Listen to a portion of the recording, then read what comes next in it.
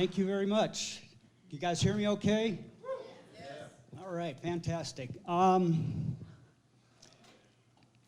For some of you, you probably are expecting to see a comedian. Sorry, that's not me. I want to start by telling you a little bit about my life and my journey, what's got me to this place, and kind of just become vulnerable. And what I used to live in California, lived there for about 27 years. And then we picked up and we moved out here to Colorado, and next month is going to be another 27 years. So half my life there, half my life here. And so we are trying to get this wagon, as I put it sometimes, pushed up the hill and get it rolling and going and stuff. 2020 hit, and all of a sudden, the wagon came to standing, like a rock in the way, in the path, just stopped us with COVID and all the stuff that was going on. So prior to that, I worked over 30 years of business management experience, primarily in operations management with fairly large companies. O'Reilly, the auto parts store, was also one that I spent some time with, managing 3 different stores there. So my experience is varied. My family, we are migrants. We moved here from Mexico. I was born in Mexico as my parents were going through all the red tape and stuff to come across legally. And so during that process, I was born. About 3 or so months later, we came across to this side, and we all kind of became U.S. citizens as we became of age, and we were able to do that. So I worked for UPS for quite a few years. Like I said, every job that I've had, I've always started at the very bottom and worked my way up. And that is attributed to my parents and how they raised me, and of course, as we all do, just kind of observe and watch our parents and how they handle situations and how they make a living and provide for us. So I thank them for that. So once I left UPS, that was another story.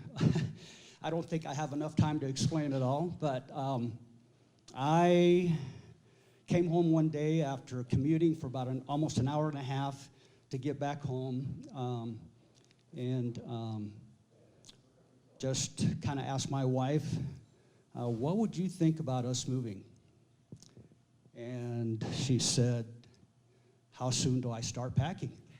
So that made it really easy for me. It took about a year after that to finally get everything situated, house sold, finding a new job. Pardon me, allergy season. There it is. Sorry about that.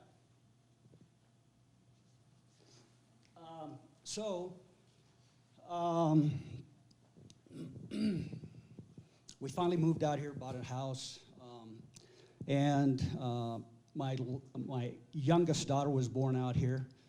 Worked for FedEx. Again, I worked my way up from the bottom. I was unloading trailers. I was loading package cars, sorting, and then eventually I got into management. And that took about a year and a half or so through that process. So I've always been able to progress fairly quickly. And again, I just attribute that to the way that I was raised and the example that I was set. I went to school for electrical engineering, so I got that. I also went to school for business and aerospace technology. And I'm still going to school. So, and I'm sure that a lot of you are still going to school, and that school is a school of hard knocks. And so I think we've all been there. I think success is, the road to success is always under construction, I guess. I can put it that way. So that's kind of where I'm at and where I'm going. And I look forward to working with each one of you or getting to know you one-on-one and just shedding in a little bit more of my layers of the onion, as they say. And so anyway, I really am grateful to be here. Thank you, 1 million cups. You are all actually seeing history in the making because, like I said, I don't normally speak to strangers this size. And so anyway, here we are.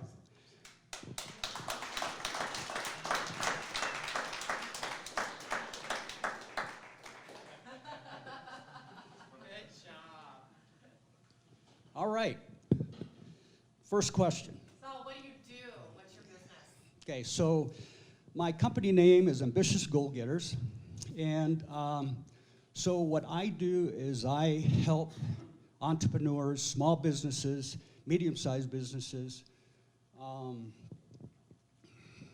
find their way in the business world. So I'm a business coach. And like I said, I primarily focus on operations management. That's been my background, and so that's what I try to help people try to do. Get focused on where they want to be. Your goals become my goals.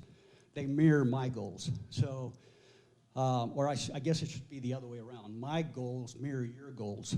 And so, anyway, if you want to take your company from, and I'm just throwing numbers out, 1 million to 2 million within a 12-month period, or whatever your goal happens to be, I'm there right alongside. And so a good way that I try to explain that is kind of like if you were to hire me or ask me to teach you how to ride a bicycle. So I would get you on the bicycle, and I would hold the bicycle up while you're learning to pedal, while you're learning to steer, avoiding obstacles or things that you may hurt yourself with. And so anyway, yeah, that's kind of what I do. And I really am enjoying what I'm doing. I would say that I am starting to find my passion and what I really want to do. Where I want to go, what I want to do. I try to be genuine. I try to be very approachable, even though sometimes that may be difficult. My upbringing and my previous experience, obviously, and we can talk about that during one-to-ones. Brandy. So tell us about the transition. What was the moment where you said, hey, I am tired of being in the hierarchy of the chain and working for the man. I am going to go start a coaching business. And what inspired you to do that? Yeah, so during that, and again, I'm still on that road, I discovered that I was working harder for the man, as you say, than I was working on myself. And so I was trying to, I was helping somebody else make a name for themselves and that sort of thing. So I got to a point where corporate America just wasn't for me anymore. So I resigned, gave a 30-day notice, and thought I was going to retire. I'd retire early. And it took about 6 weeks, maybe 7 weeks, to discover that I to discover that I wasn't going to be able to handle the give me a second. Yeah, I wasn't going to be able to handle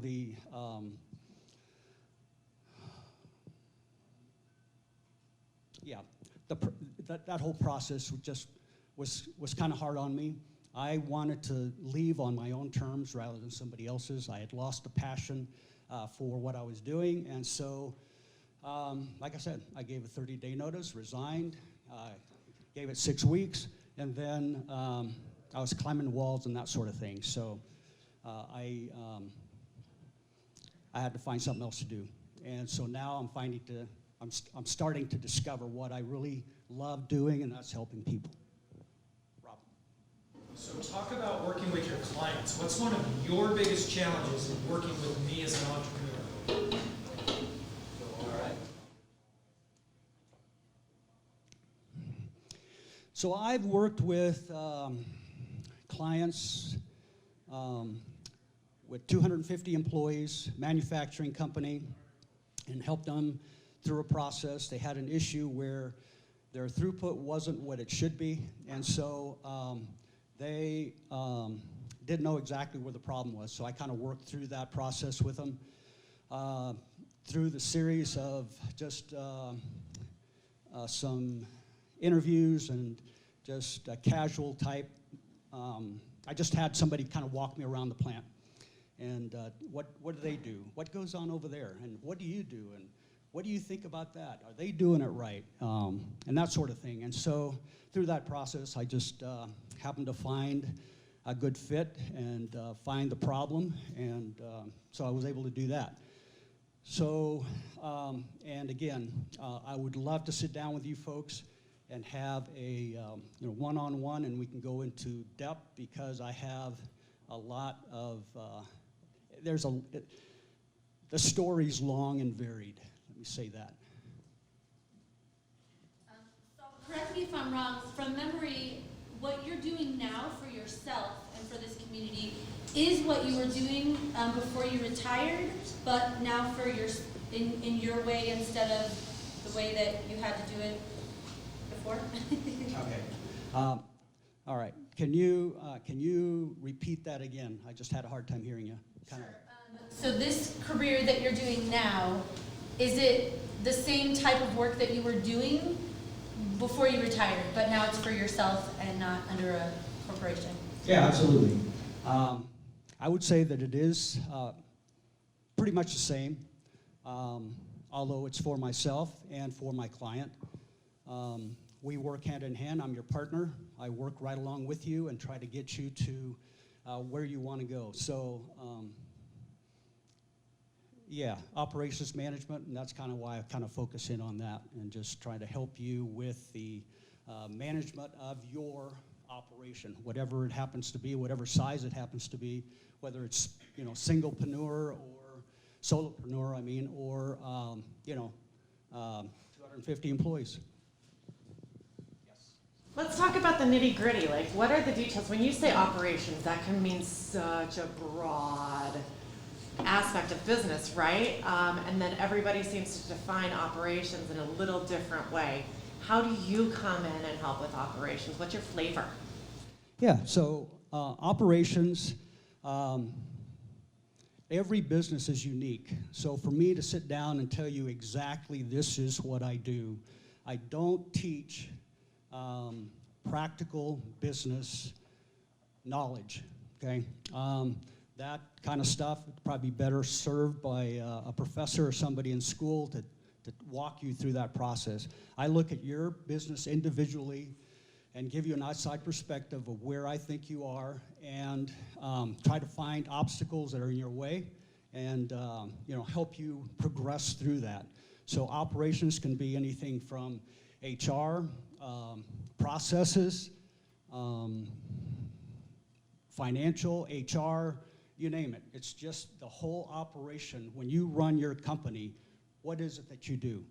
And so I try to help you through that and clarify that goal that you're setting for yourself.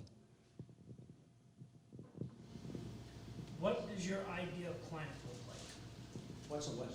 Your ideal client look like? Ideal client, again, I would say that that's probably a very difficult question for me. Like I said, I've done manufacturing companies, I've worked with construction companies, I've helped, an oil drilling company, I've helped, just different types of industries. And so an ideal client would be somebody that is passionate about what they do, that they want to progress and improve, and probably the most important is that they are, they're willing to be coached and they're willing to learn. It's very hard to try and, as they say, you can walk a horse to water, right? But you can't make him drink. So I can be there, but if you're not into it and you don't want to learn, or you're not willing to listen to advice or suggestions, then obviously we're wasting both our times. So it sounds like you have a lot of knowledge and a lot of experience, and we know there's a lot that goes into business. But you said you're discovering your passion. So as you're working through this passion, and I can see your face light up, what is something that you've worked with, operation specific, but as you're working through your passion, you're finding that this is something that I thoroughly enjoy doing? Is it writing operation procedures, SOPs, things like that for companies, or finding what really speaks to you and your passion, and then helping bring that to other companies? Have you thought about any of those kinds of services? Yeah. So yeah, my passion really is just helping people. I'm considerate, I'm passionate, I'm very genuine. I try to be a supporter, a cheerleader for you. I am basically an encourager. So once I find out what it is that your goal is and what you want to do, then I jump on your wagon, and I'm there to, like I said, training you to ride a bicycle. So if I notice that somebody is not energized or having a bad day or whatever, that type of stuff, I will walk up to you and give you something to focus on, to encourage you and uplift you, and to move forward. And so I try to walk through that process with you. Yes?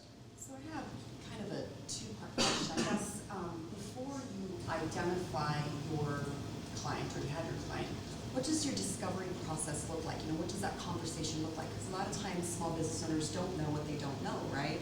Or what their challenges are. So how do you go about identifying that they're your ideal client, and then once you bring them on board, what are your metrics, or your, how do you measure that success? Good question. Okay, so yeah, we will have that discussion, and I ask a lot of questions. For instance, if somebody's telling me that they want to take their company to the next level, and they want to increase their profit, we'll just say $100,000 or whatever it is, I try to draw a line between point A and point B, okay? And then what is in the way? How come you're not there already? What's holding you back? What is it that's in your way? Then we take that, and if it's a problem, we put it on the problem side. So what is it that you're doing good? How is it that you've gotten to this point so far, and what makes you think that you need me to come in and help you? And so we discuss that.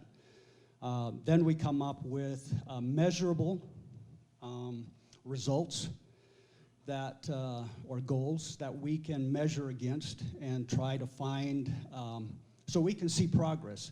One of the things that I've really tried to preach and tell people about is And it's just a real quick saying, progress is addicting. So once you see that you're progressing and that you're making progress, it's gonna be addictive to you, and you want to take the next step, the next, so each score. I'm a sports buff, so I enjoy all kinds of sports, and I've been a sports coach, baseball, volleyball, soccer, football, you name it, with my kids, when my kids were growing up. So I've always tried to do that. And so when I am,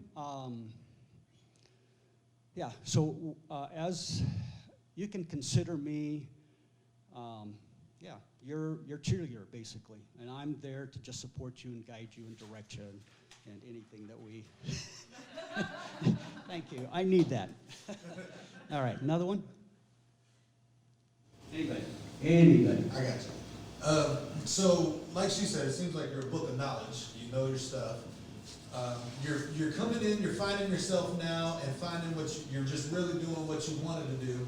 When did you find out? At what point did it hit you and say, "This is what I want to do," but you just knew you weren't doing the right thing? Yeah. So my journey started about 14 months ago, and that was something that I wanted to do, or this is something that I wanted to do for as far as I can remember back. Just finding the way, finding the courage to do that. And I know we all have, skeletons in the closet that kind of keep us and hold us back, basically. And a lot of those are in either your heart or your head. And so, so I just found that just through talking to people and just trying to look inside of me and what makes me the happiest. I love interacting with people. You may not be able to tell right now because I'm up here on stage, but I love interacting with people one-on-ones. I can, it's easier for me to peel those layers off and just be more exposed and allow you into my life. So it's been a long journey, definitely. Okay, can I ask a real quick? We're going to do a group participation. Is that all right? All right. So let's do this. Why don't you guys, everybody, close your eyes. Everybody, close your eyes. And I want you to think about your business, your company, your life. What is it that you are, what's your goal? What's your 1-year goal? Look at it. Look at your company. This is you. And try to imagine where you want to be in that 1 year. Take it 5 years out. Where's your company going to be then? How are you going to get it there? What kind of obstacles do you see? Do you see it? All right. So now, what you saw in your own mind is what I can help you with. If you have a problem in your company, if you want to take your company to the next level and scale up, if you have personal issues, I may not be able to help you directly, but I know somebody who can. And that's the power of networking and these types of groups, to be able to find out what everybody does and how I can help each one of you. And again, I may not be able to help you directly, but I know somebody that does. We have time for the super special question. I don't want to see an organizer hand. Who wants to ask the question? Go for it. What can we do as the Colorado Springs business community do to help you out? Great question. I never heard that one before. Actually, for me, that's a really hard question to really answer. How you can help me really is for you to just be genuine and considerate and just listen. Be able to listen. Listen to other people talk. Listen to other people share. And just pick up on stuff. Be curious. What is it that they're telling you? We're busy in our own lives and we do our own thing and we're kind of caught up in our own world. But when somebody says, yeah, I want to take my company to the next level, I just don't know how. Or somebody says, I'm having a problem this year and I'm not making the profits that I want to make, or my company's on the, I'm going to have to downsize or whatever it is. All of those are openings for you to be curious, ask the question, do you have somebody to help you with that? Do you have somebody to guide you through that? And that's where I come in. That's when you can say, I know somebody that can help you. I know somebody that really will care about what you're doing, where you're going, and can offer some advice and some suggestions.